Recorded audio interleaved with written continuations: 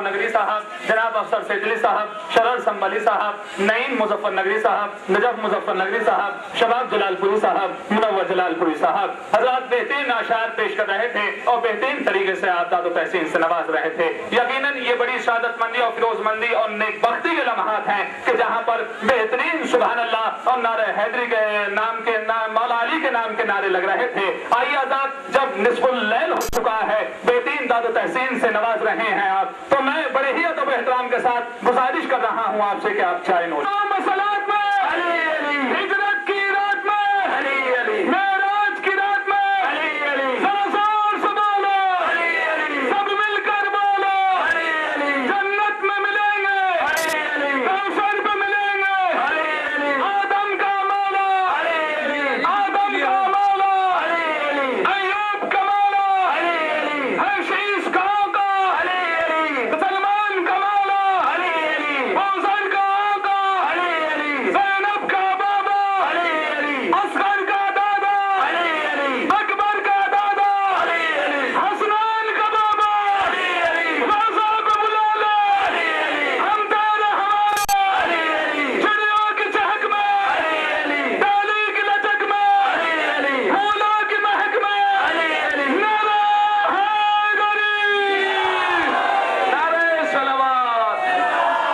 करते रहें। मैं दुआ करता हूं कि खुदावंद आलम अहमद साहब को सेहत के साथ तूले उम्र अता फरमाए। वाकई ये कुछ शौरा हमारे पास ऐसा खजाना है, खुदावंद आलम यूं ही किसी के सीने में इल्म को नहीं समाता। खुदावंद आलम यूं ही किसी के सीने में इल्म का खजाना नहीं समाता, बल्कि कुछ खास ऐसे लोगों को चुनता है कि जिनसे इस तरह से खिदमत लेता है कि जैसे अहमद भाई खिदमत कर रहे हैं। शायरी करना आसान काम नहीं है। शायरी करने के बाद अपने फन को दूसरे तक पहुंचाना यह आसान काम नहीं है। ये अपने शेर सुनाते हैं।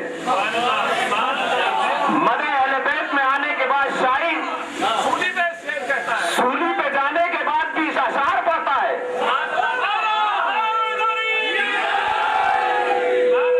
और इसीलिए पूरे कुरान में सूरह शोरा नाजिल हुआ है। शोरा हजरात की खिदमत हमारा फर्ज बनता है, मगर असल शोरा होना चाहिए, शायर अहले बैत होना चाहिए।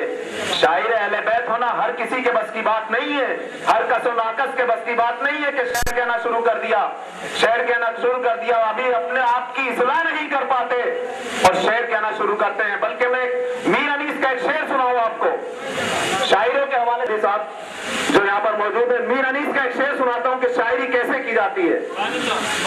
दिल पाक, नसब पाक, हदफ पाक, ज़बा पाक, नसब पाक, हदफ पाक, ज़बा पाक। फिर सुने शोरा हजरात, दिल पाक, नसब पाक, हदफ पाक, ज़बा पाक। इतने सिफात हो तो कोई शायरी करे।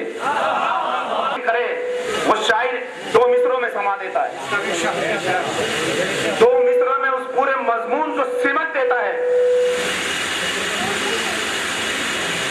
किसी एक शायरा का शेर याद आ रहा है कि नज्म है या गोहरे शहवार की, नज्म है या नज्म है या गोहरे शहवार की लड़िया अनीस, जोहरी भी इस तरह मोती पिरो सकता नहीं।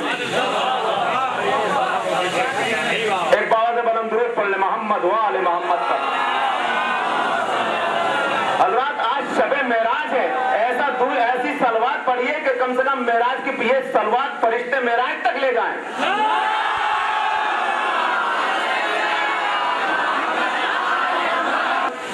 और मेरी बस्ती से मेरे अपने जवानों से गुजारिश है कि वो मदे अहले बैत के लिए और इल्मे दीन के लिए अगर कहीं भी कोई भी काम हो तो बगैर झिझक के, बगैर शर्म के उनको आगे आना चाहिए।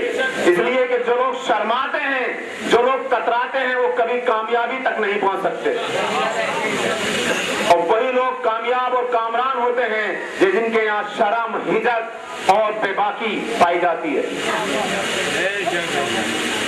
चराग पूरी हदीस के हवाले से शेर में पेश कर रहा हूं।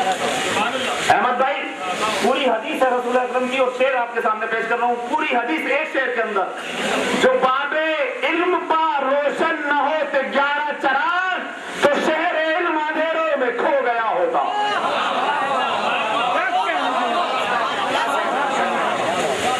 जो बाबे इल्म पा रोशन न होते 11 चराग, 11 इमाम के दर पर अगर चराग न जलते तो शहर इल्म अंधेरों में खो गया होता। रसूल फिर अरब की उसी वादी में गुम हो गए होते। एक शेर और मुलाजा फरमाए, मैं आपके दरमियान से रुखसत चाहता हूं कि जो बाबे इल्म पा रोशन न होते 11 चराग, तो शहर इल्म अंधेरों में खो गया होता। और इल्म है पास, खानसा साहब, इल्म है पास तो सीखोगे वफा की बातें, इल्म वालों ही से आती है खुदा की बातें।